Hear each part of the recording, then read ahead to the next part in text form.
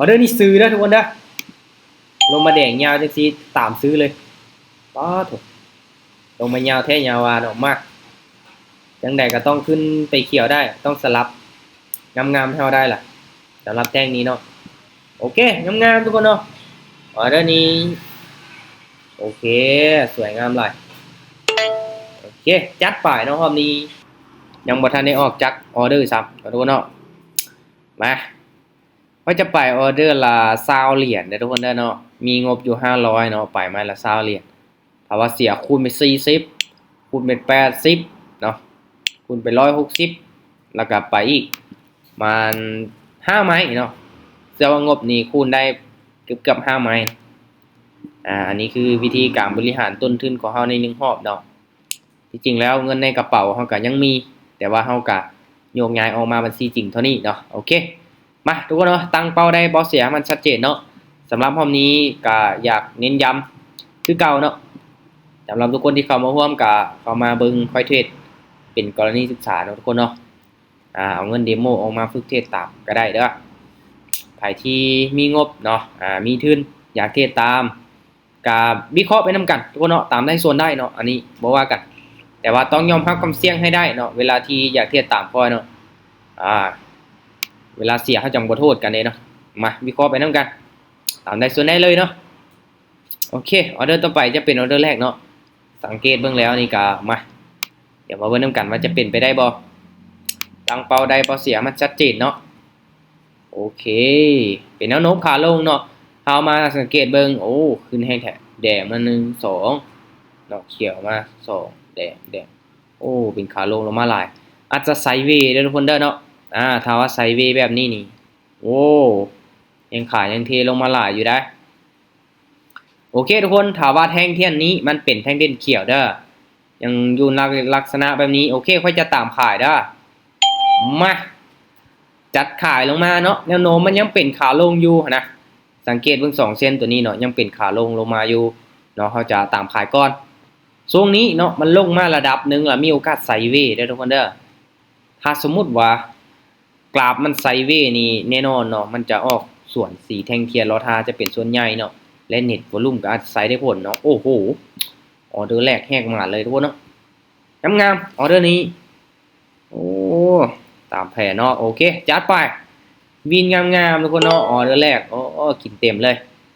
ถามว่ามันเป็นแท่งเทียนที่ชัดเจนแบบนี้ก็เข้าทางเลยแหละทุกคนเนาะมักเลยเนาะแท่งเทียนมันชัดเจนดีเป็นแท่งเทียนใหญ่ๆยาวๆเนาะโอเคปรับเงินไปกันต่อมาเฮามาสังเกตเบิ่งแท่งเทียนตัวนี้เด้อทุกคนเด้อถ้าว่ามันเป็นเขียวขึ้นมาสูงนี่เฮาจะตามขายอีกเนาะเขียวสูงลงมาจังสิโอเคขายอีกบ้านนึงโอ้เสี่ยงอยู่ทุกคนเนาะมันเป็นแท่งเทียนเขียวที่น้อยหลายเนาะโอ้ยเห็นบ่โอ้บ่ได้ติสิขึ้นมา2เขียวที่จริงแล้วทุกคนเนาะรอท่าอีกจังหน่อยเนาะเพราะว่าเน็ตวอลุ่มมันกับเส้นมันสีขึ้นแต่ว่าปึ๊บขึ้นมาน้อยเดียวเนาะแท่งเทียนเขียวตัวนี้น้อยเกินไปเนาะโอ้จังได้ลูกจังได้ลงมาได้บ่โอ้น่าจะโอเคทุกคนเนาะเห็นบ่คือที่ค่อยว่าเนาะสังเกตเบิ่งถ้าว่าแท่งเทียนเขียวตัวนี้นะมันบ่ลงขึ้นไปยาวนี่โอเคน่าจะไซด์เวย์หรือว่าสิเริ่มกลับตัวแล้วได้เนาะสิเริ่มกลับตัวแล้วบ่เก็บคูณเงินไปไม้นี้โอเคมาทุกคนเนาะตอนนี้ขึ้นมา3แท่งเทียนเขียวแบบชัดเจนเลยโอเคออเดอร์นี้ตามขายเด้อขายเลยถ้าว่ามันขึ้นสูงจังซี่จะตามขายลงมาก่อนเด้อทุกคนเด้อมาลุ้นเบิ่งนำกันก่อนที่มันสิขึ้นนี่มันต้องพักตัวแดงก่อนเนาะแท่งนี้มันต้องลงมาพักตัวแดงก่อนมาตามเทคนิคของเฮาทุกคนเนาะมาเบิ่งนำกันเด้อถ้าว่าเส้นตัวนี้เนาะยังบ่ตัดกันขึ้นไปเนาะทุกคนเนาะมันยังขนานกันอยู่มันมีโอกาสที่จะเป็นไซด์เวย์เนาะเอาตามเทคนิคเนาะเน็ตวอลุ่มก็ซีขึ้นออเดอร์นี้ลงมายาวๆลูกโอเคสวยงามหลายเนาะสวยงามหลายโอเคถือว่าโอเคอยู่ทุกคนเนาะกราฟมันก็เกินทีงามอยู่เนาะแทงเทียนมันก็ชัดเจนดีเนาะแทงเทียนชัดเจนดีโอเคไปกันต่อทุกคนเนาะไปกันต่อเด้อไปกันต่อ โอ้สลับเนาะอืออเดอร์นี้โอ้ขึ้นเกี่ยวสูงโอเคทุกคนเนาะออเดอร์นี้ค่อยขอขายอีกบ้านหนึ่งก่อนอย่าฟ้าลงมาลูกอย่าฟ้าลงมาอ่าที่จริงแล้วออเดอร์นี้เดี๋ยวทุกคนเดินเนาะถ้าว่ามันเป็นแท่งเทียนที่แห้งซื้อเข้ามาเต็มร้อยนี่มีโอกาสขึ้นไปต่อแต่ว่าทรงนี้เนาะทรงนี้นี่เห็นบ่ทุกคนสังเกตเบิ่งเส้นสีส้มตัวนี้เนาะถ้าว่ามันยังบ่ตัดขึ้นนี่ค่อยจะยังบ่ตามซื้อเทื่อเนาะจนกว่าเส้นมันจะตัดขึ้นโอเคงามๆเลยโอ้งามๆเลยออเดอร์นี้สวยงามหลายโอเคบ่มีปัญหาทุกคนเนาะวินไปโอเคกำไร56เหรียญแล้วเทียบแป๊บเดียวเนาะเพราะว่าเฮาไปไม้ละ20เหรียญเด้เนาะเฮาวิน3ไม้ก็กำไรแล้วเนาะฮอดแล้วเนาะมาสิไปต่ออีกเวลาก็ยังเหลือหลายอยู่เนาะไปกันต่อเอาจัก20%ซะเอาจัก20%ของต้นทุนซะเนาะตอนนี้ได้10ปลายเปอร์เซ็นต์ละโอ้มันคือลงมายาวแท้โอเคทุกคนออเดอร์นี้ซื้อบ้านนึงมาลองส่วนเบิ่งจากบ้านดูคือลงมายาวแถววะโอ้ยังบ่จำเนาะลืมซูมเบิ่งยังบ่จำคักเนาะแต่ว่าแห้งขายมันเทลงมายาวโพดทุกคนเนาะมันมีโอกาสที่จะพักตัวได้เนาะมาลุ้นมาทำกันสลับขึ้นไปเขียวได้บ่ตามเน็ตวอลลุ่มเนาะเน็ตวอลลุ่มสีลงมาออเดอร์นี้จังไดลูกเขียวได้บ่เขียวได้บ่โอ้จังได้ขึ้นไปติปึ๊บปั๊บอ้าวลงมาสัก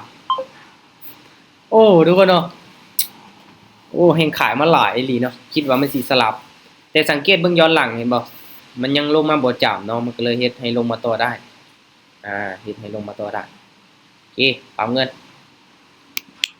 โอเคออเดอร์นี้เด้อทุกคนเด้อถ้าว่าแท่งเทียนเขียวตัวนี้ขึ้นสูงเด้อโอเคตามขายเลยออเดอร์นี้มาตามได้ส่วนได้ทุกคนเนาะวิเคราะห์ไปนำกันเด้อนะตามเทคนิคไปเลยมาลุ้นมาทำกันว่ามันสีลงมาแดงได้บ่แนวโน้มยังเป็นขาลงยังสีนี่มีโอกาสลงมาต่อแดงได้เนาะส่วนหลายแล้วถ้าสมมุติว่ามันลงมาแดงเนาะเขียวขึ้นสูงจังสีมันจะลงมาสลับลงมาแดงได้เนาะมาตามเทคนิคเน็ตวอลุ่มเขาโอ้งามๆเลยวินงามๆทุกคนเนาะโอ้โหสังเกตเบิ่งแท่งเทียนให้เป็นนะทุกคนเนาะบางคนก็ต้องฮู้แห่งซื้อแห่งขายมาเต็มร้อยบ่แท่งเทียนมันยาวจังสิมันบ่งบอกจังได๋เนาะกำไร274เหรียญแล้วนะมื้อนี้เนาะพอแล้วอาจารย์กำไร37เหรียญอ๋อโอเคให้ได้ตามเป้ากับพักเด้อมาเอาให้มันฮอดกำไรจัก20%หรือว่ากำไร100ในรอบนี้ก็สิพักนะไปอีกเนาะไปอีกออเดอร์นี้ทุกคนซื้อบ้านนึงมั้ยอุ้ยขึ้นแห้งเถอะลูกโอ้จงใส่ไว้ยาวแท้วะแท่งเทียนนี้ทุกคนเนาะอันตรายอยู่ได้ขึ้นไปก่อนเนาะมาให้ได้ตามเป้ากับพักก่อนเด้อทุกคนเด้อโอ้แสดงว่ายังเป็นแนวโน้มขาลงโอ้ทุกคนเนาะเห็นบอกคือที่ค่อยเว้าเด้อ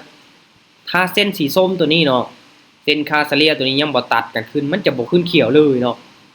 ลงมาแดงอย่างเดียวโอ้จงใส่ไว้ยาวนะ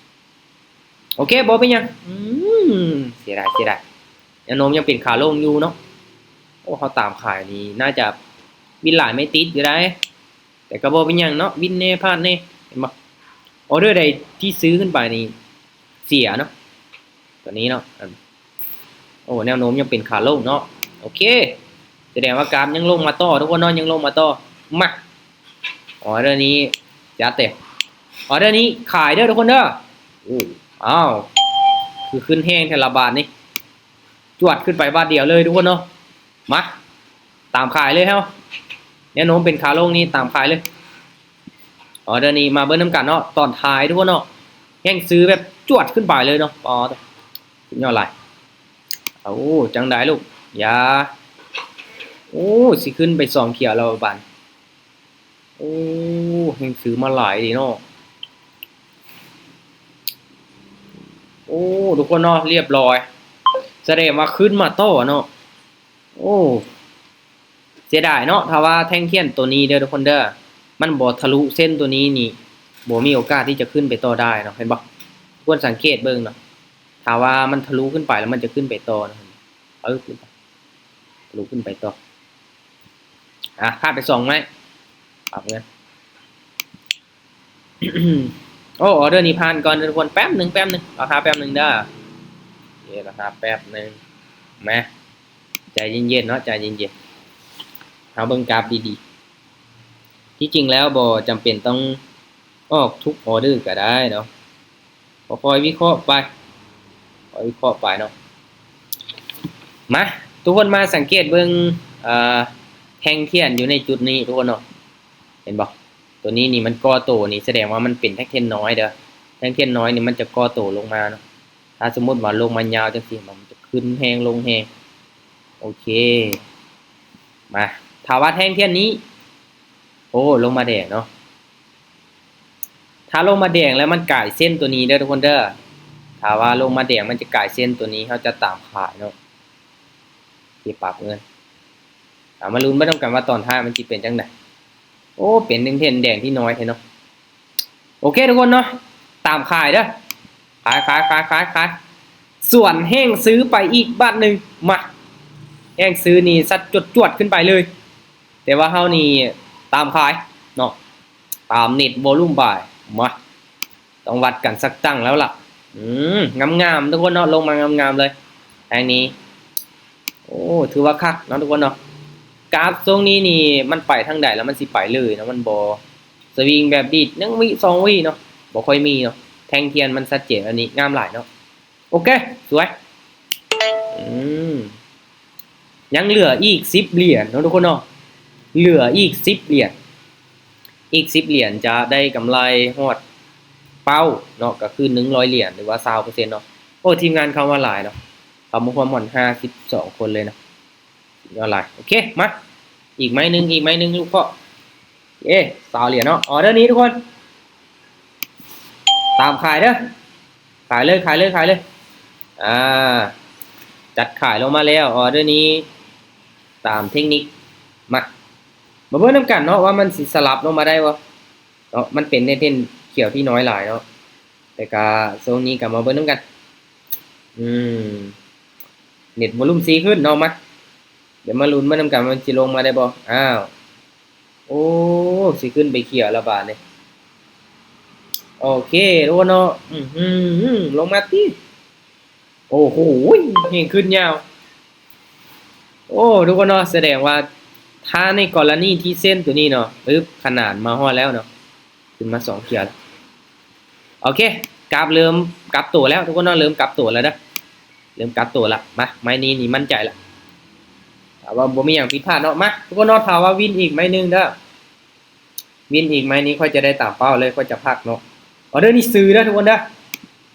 ลงมาแดงยาวจังซี่ตามซื้อเลยป๊อดลงมายาวแท้ยาววาเนาะมาก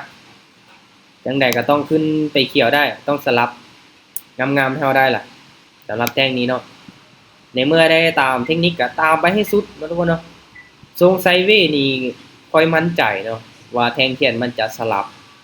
หลายกว่าเนาะตัวนี้ออกแดงเขียวเนาะแท่งเทียนมันจะสลับกันโอเคงามๆทุกคนเนาะออเดอร์นี้โอเคสวยงามหลายโอเคจัดไปเนาะรอบนี้กำไรมา108เหรียญทุกคนเนาะ108เหรียญต้นทุน500เหรียญเนาะหาดแน่วินแน่แต่ว่าเฮาก็เดินเงินเป็นระเบียบเนาะเห็นบ่วันนี้กำไรมา308เหรียญเนาะโอเคเบาๆเนาะกำไร20%นะทุกคนเด้อกำไร20%ของต้นทุนนะเนาะ20ปลายน้อยนึงเนาะเป็นจังไดมีกำไรอยู่บ่ใครที่กล้าที่ตามเนาะช่วงนี้ก็โอเคอยู่กราฟมันก็บ่ค่อยสวิงเนาะมันเป็นแท่งเทียนที่ชัดเจนเนาะเอาเทียบตามเน็ตวอลุ่มก็ได้ผลเนาะเห็นบ่ถ้าเป็นแท่งเทียนสลับแบบนี้นี่งามๆเลยเป็นเน็ตวอลุ่มซีลงมาเฮาตามซื้อขึ้นไปแท่งนี้ก็มีโอกาสที่จะสลับอีกเนาะคังอยู่ทุกคนเนาะเหรียญซุยเนาะ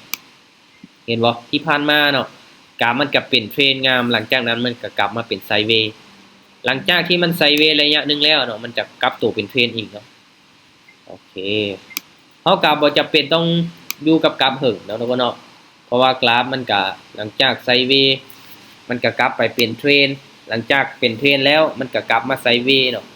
มันจะป้าผลการป่ายบวกมา12โอ้สุดยอดเลยโอเคโอ้ใส่เวลาแป๊บเดียวเนาะเน็ตช้าท่านแต่ไม่รับ เน็ตช้าว่าท่านแต่ไม่ลบว่ะบ่ได้ที่เนาะ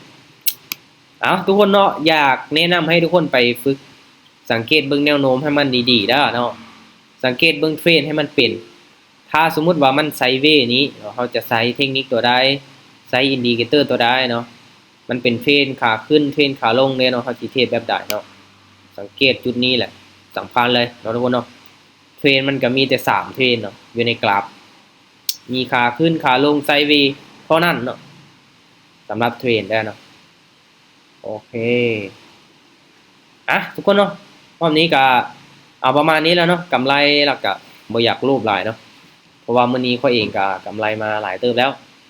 มื้อแรงเนาะทุกคนเนาะถ้าว่าบ่มีหยังผิดพลาดเนาะข้อยจะเปิดมีตติ้งเทรดอีกรอบ21โมงรอบ21โมงเด้อให้ทุกคนเกี่ยมเข้ามาร่วมศึกษาวิเคราะห์กราฟนำกันได้เนาะใครที่ว่างสะดวกก็เข้ามาร่วมวิเคราะห์กราฟเทรดม่วนๆนำกันโอเคเอา